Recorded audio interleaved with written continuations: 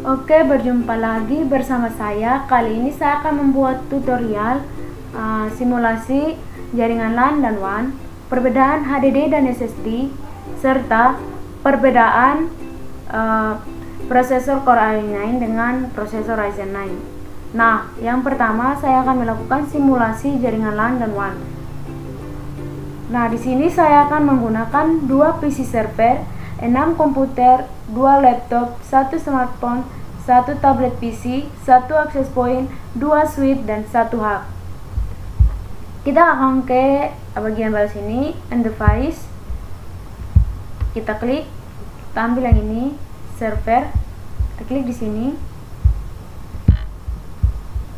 Kita ambil yang switch, 2 switch. Kita klik di sini.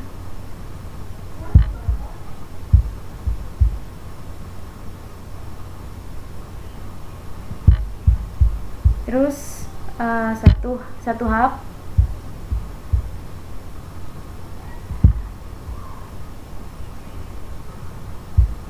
Lalu di bagian sini saya akan menggunakan 4 PC.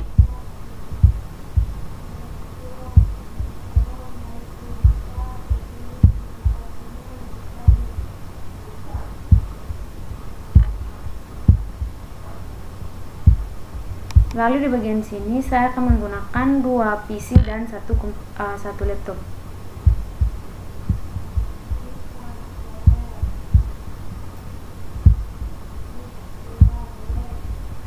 Oke, kita geser dulu. Lalu di bagian sebelah sini saya akan menggunakan 1 server,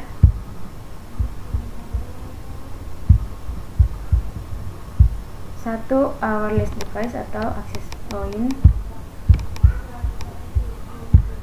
1 dan saya akan menggunakan perangkatnya lagi, 1 laptop, 1 smartphone, dan 1 tablet.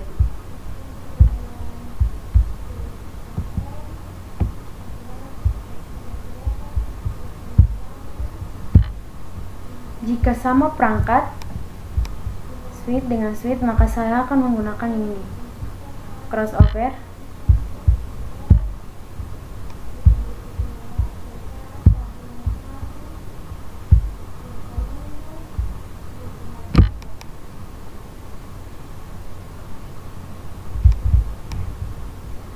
Atau lebih mudahnya kita menggunakan yang ini, yang tanda petir atau yang connection, akan secara otomatis mengenali atau mengetahui kabel mana yang akan cocok dengan perangkat tersebut. Kita klik di sini. Berarti ini kabel strike. Lalu kita klik lagi.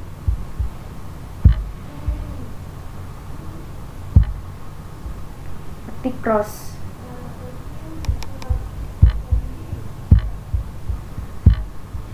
Kita sambungkan terus kabelnya.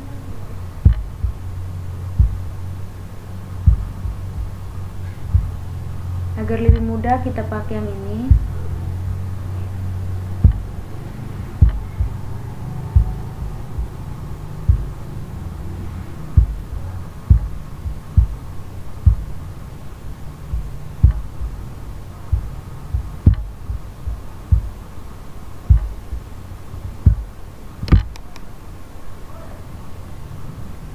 Nah, teman-teman, switch dengan hub ini bedanya adalah switch jika kita mengirimkan satu paket data, itu dia langsung ke tujuannya. Sedangkan hub tidak. Jika kita mengirimkan ke komputer A, maka komputer B juga akan menerima data kita. Nah, penggunaan kedua alat tersebut sama saja, bedanya di pengiriman datanya saja. Kalau hub ini memiliki fungsi sebagai titik koneksi umum, koneksi umum untuk perangkat di jaringan. Nah, sedangkan switch ini memiliki fungsi sebagai perangkat jaringan komputer yang menghubungkan berbagai komputer bersama pada satu jaringan komputer.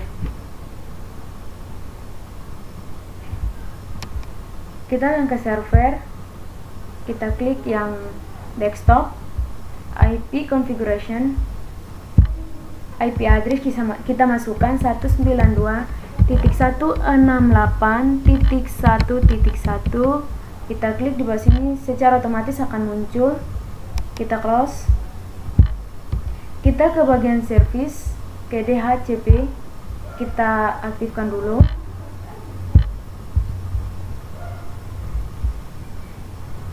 Di bagian sini kita akan ubah bagian belakang start IP address-nya, karena bagian servisnya sudah 1,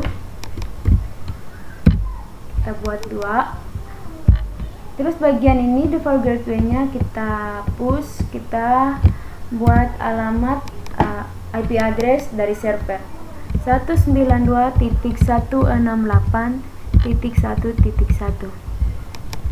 Nah, bagian maximum number of user ini adalah batas atau jumlah PC yang akan digunakan. Kita save,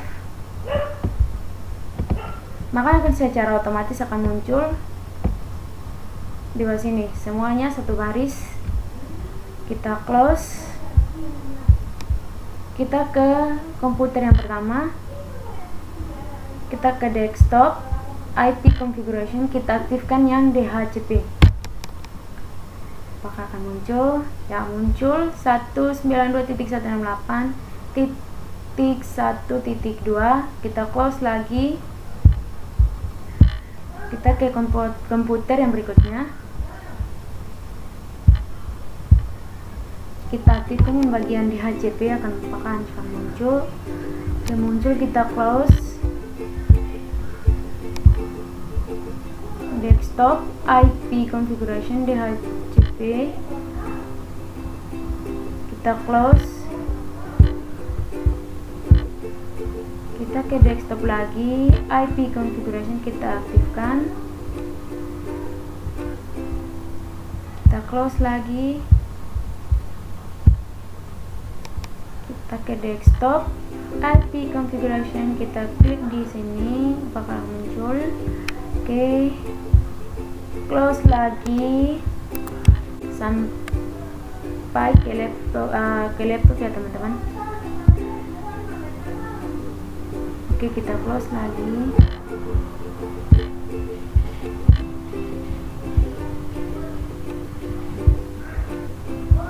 Apakah di laptop akan muncul? Oke, kita close lagi. Nah, untuk kita melakukan uji cobanya atau menjalankan pengiriman datanya, kita klik di sini.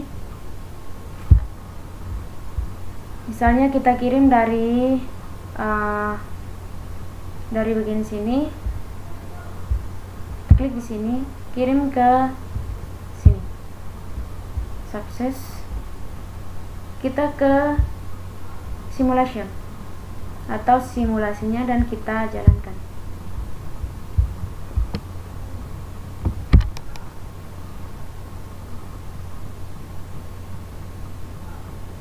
Kita lihat apakah ada tanda centang.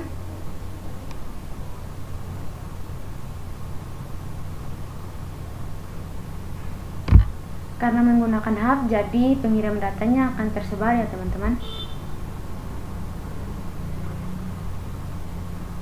Oke, kita lihat apakah ada tanda centang. Tapi tidak ada apa-apa ya teman-teman jika seperti ini.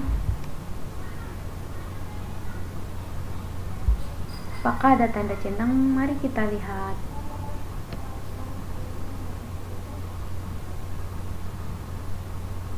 Oke, sukses ya teman-teman.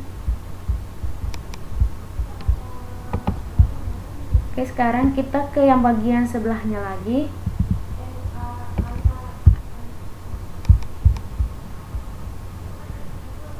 Oke, kita ke bagian sini agar lebih mudah. Di bagian tanda petir.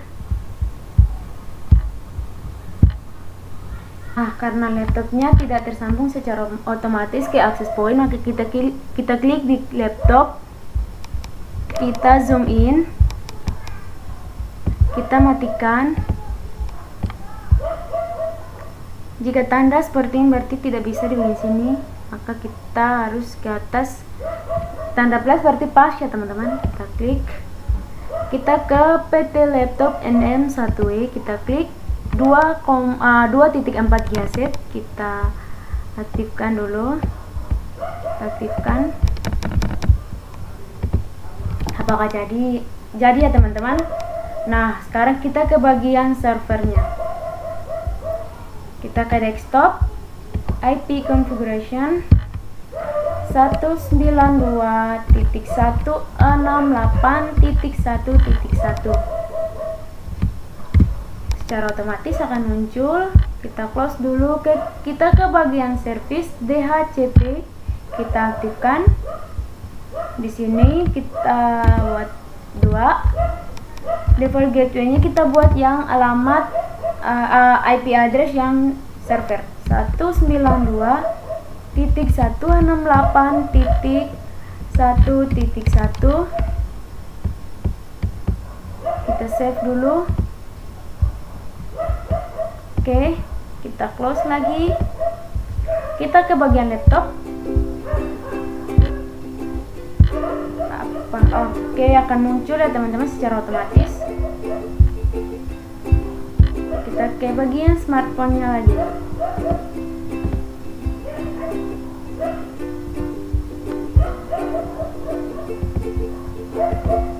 Oke, bagian tablet PC. Oke, secara otomatis yang teman-teman akan muncul. Sekarang kita akan melakukan uji coba pengiriman datanya, apakah berjalan, apakah sukses dari laptop ke smartphone.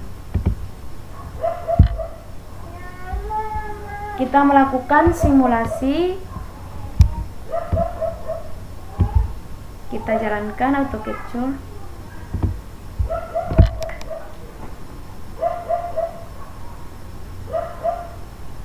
Kita lihat apakah berhasil. Apakah ada tanda centang.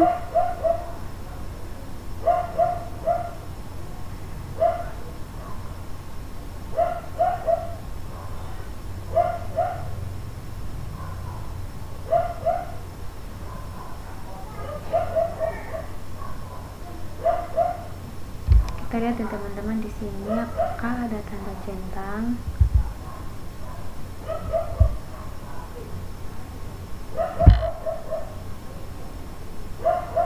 Tidak apa-apa ya teman-teman jika pengirimannya menyebar ke semua.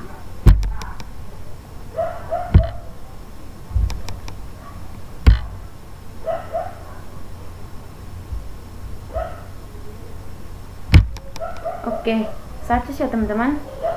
Nah teman-teman, jadi access point ini merupakan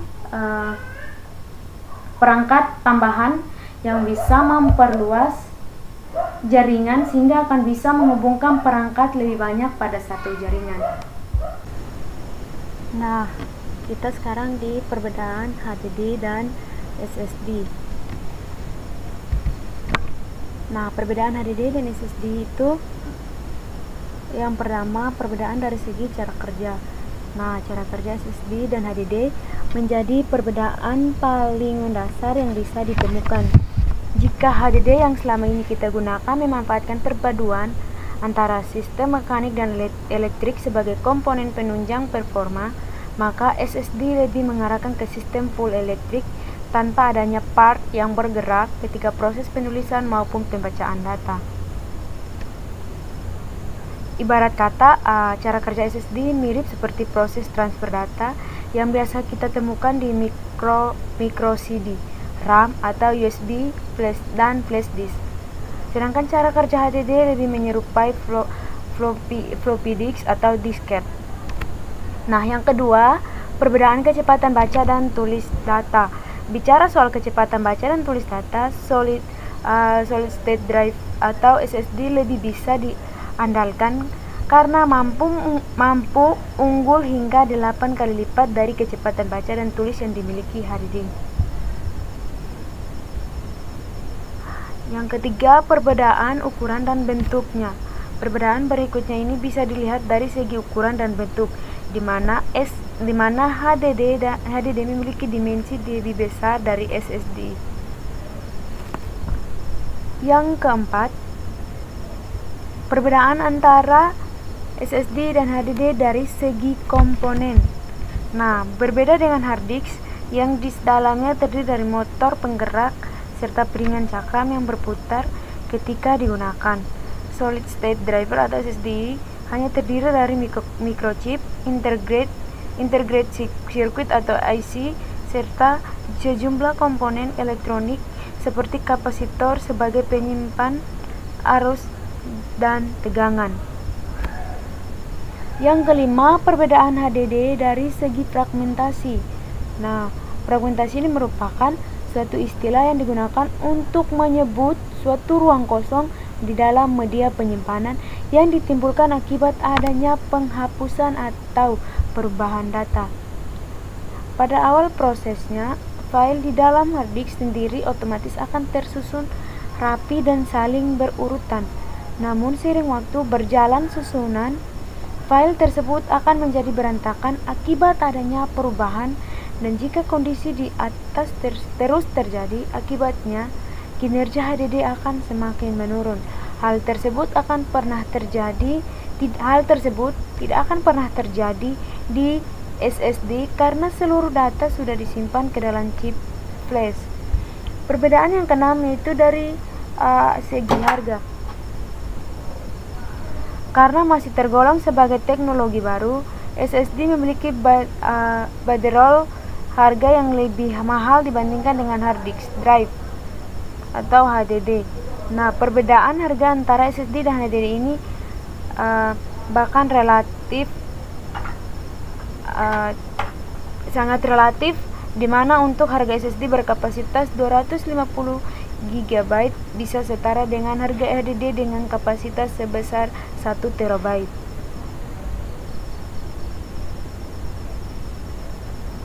Perbedaan yang terakhir yaitu dari efek yang ditimbulkan. Nah, dari efek yang ditimbulkan ini dari segi penerapan teknologi otomatis memberikan efek eksternal berbeda antara SSD dan HDD. Para pengguna PC maupun laptop yang bertenaga HDD tentu sudah sangat familiar dengan suara berisik yang ditimbulkan dari komponen mekanik. Sementara laptop yang sudah menggunakan teknologi solid state drive atau SSD jauh lebih pelan dan tidak cepat panas karena tidak ada komponen yang bergerak. Nah, perbedaan yang berikut yaitu perbedaan antara prosesor Core i9 dan prosesor Ryzen 9. Nah,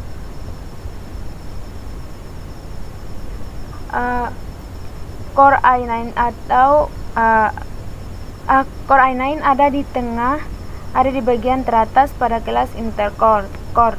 Nah, saat ini masih jarang yang menggunakannya, terutama di Indonesia. Jajaran Core i9 termasuk banyak prosesor berkinerja terbaik seperti Core i9900K yang menjadi andalan para gamers memainkan game kelas berat. Nah, pada tingkat Core i9 di generasi CPU ke-9 saat ini terdapat 16 thread chest yang lebih besar dari prosesor Core i9. Kecepatan clock lebih cepat hingga 5 GHz burst dan penanganan yang lebih baik dalam kinerja grafis. Namun Core i9 CPU masih memiliki kapasitas memori maksimum yang sama dengan Core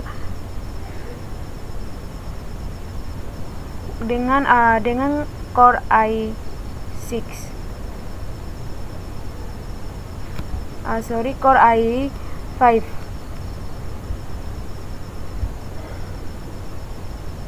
Yang berikut adalah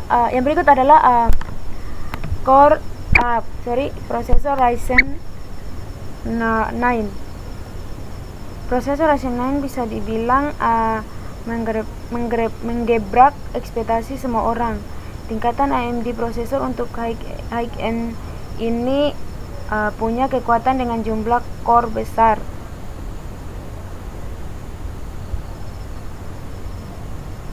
Nah, keunggulan dari Ryzen 9 ini itu mendukung multitasking terbaik buat editing konten. Dalam tes Blender skema BMW hanya menghabiskan waktu sekitar 142 detik dan itu pastinya sangat cepat. Dan yang terakhir, clock speed tinggi yang bersaing dengan kompetitor.